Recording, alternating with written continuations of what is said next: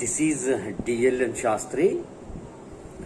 నిర్దిష్టంగా అన్ని ఆధారాలతో ఒక కంప్లైంట్ గురించి జిల్లా జడ్జి గారికి, సుప్రీంకోర్టు చీఫ్ జస్టిస్ గారికి, హైకోర్టు చీఫ్ జస్టిస్ గారికి, రిజిస్ట్రార్ జ్యుడిషియల్ గారికి పంపితే విచారించండి అని చెప్పి గౌరవ Kurnool superintendent of police Vikrant Patil గారికి పంపడం జరిగింది.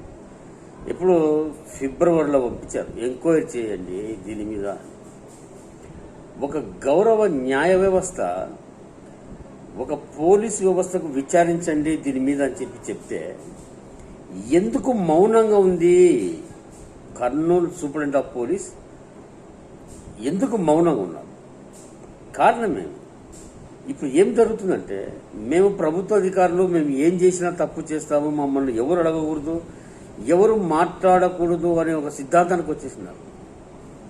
చూడండి, తప్పు చేసినారు, 11 సంవత్సరాలైంది ఒక తప్పుడు కేసు పెట్టి చట్ట వ్యతిరేకంగా ప్రవర్తిస్తూ ఒక ఉన్నతమైన న్యాయ వ్యవస్థకు, మ్యాజిస్ట్రేట్కు, జిల్లా జడ్జికి పోలీసులు తప్పుడు ఇన్ఫర్మేషన్ ఇచ్చారు, లిఖితపూర్వకంగా రాసిచ్చారని చెప్పి ఎవిడెన్స్తో పంపిస్తే దాని మీద విచారించండి అని చెప్తే గౌరవ విశిష్టమైన Indian police service union public service commission అధికారి అయినటువంటి superintendent of police Vikrant Patil గారు ఎందుకు దాని మీద మౌనంగా ఉన్నారు?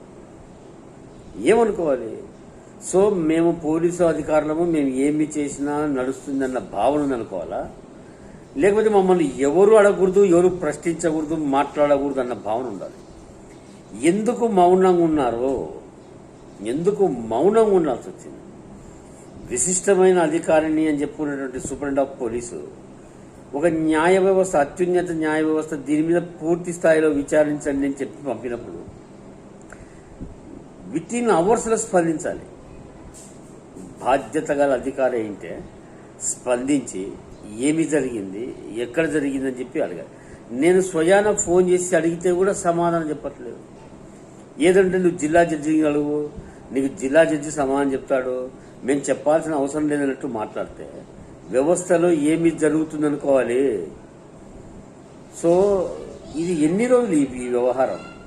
మేము కేసులు పెడుతుంటాము, మీరు జైలు పోండి, బాధలు పడండి, అవమానాలు మోసుకోండి, కష్టాలు పడండి, బెయిల్ తెచ్చుకోండి, ట్రయల్ నడుపుకోండి, శిక్ష వేస్తే కోర్టు జైలు పోండి, కొట్టేస్తే మౌనంగా ఉండండి. ఎక్కడ ఉంది ఈ సిద్ధాంతం? ఏ రాజ్యాంగంలో ఉందా? పోలీస్ ఎస్టాబ్లిష్ యాక్ట్లో ఉందా? క్రిమినల్ ప్రొసీజర్ కోడ్లో ఉందా? భారతీయ శిక్షా సూత్రంలో ఉందా? దేంట్లో ఉంది? బిఎన్ఎస్ఎస్లో ఉందా? బిఎన్ఎస్లో ఉందా? చట్ట వ్యతిరేకంగా ప్రవర్తించారని చెప్పి ఎవిడెన్స్ పంపించినప్పుడు, న్యాయ వ్యవస్థ పంపించినప్పుడు కర్నూలు జిల్లా superintendent of police Vikrant Patil గారు ఎందుకు మౌనంగా ఉన్నారు? మరి ఆయనకు సిఆర్పిసి తెలియదా? బిఎన్ఎస్ఎస్ తెలియదా? తెలుసా? తెలియదా? తెలిసి నిర్లక్ష్యంగా ఉన్నాడా? సో ఆ కంప్లైంట్ మీద విచారణ చేసే అవగాహన లేదనుకోవాలా? చేయాల్సిన అవసరం లేదనుకుంటున్నాడా? వాస్తవం బహిర్గతం కావాలి, వదిలిపెట్టే ప్రశ్నే లేదు. ఎంతవరకైనా పోని, తప్పు చేయకుండానే 11 రోజులు సబ్ జైల్లో ఉన్నా, ఏ తప్పు చేయకుండా 11 రోజులు ఉన్నప్పుడు ఆ ధైర్యాన్ని ఇచ్చిందే మీరు. ప్రశ్నిస్తే ఏమి జరుగుతుందని కూడా అవగాహన, ధైర్యాన్ని ఇచ్చిందే మీరు. వదిలిపెట్టే ప్రశ్నే ఉందో.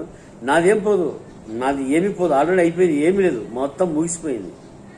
కానీ మీ జీవితము, మీ భవిష్యత్తు, మీ పెన్షను, మీ జీతాలు, మీ భవిష్యత్తును దృష్టిలో పెట్టుకుంటానని చెప్పి ఆశిస్తా ఉన్నాను. So this is incredible India. DLN Sastry.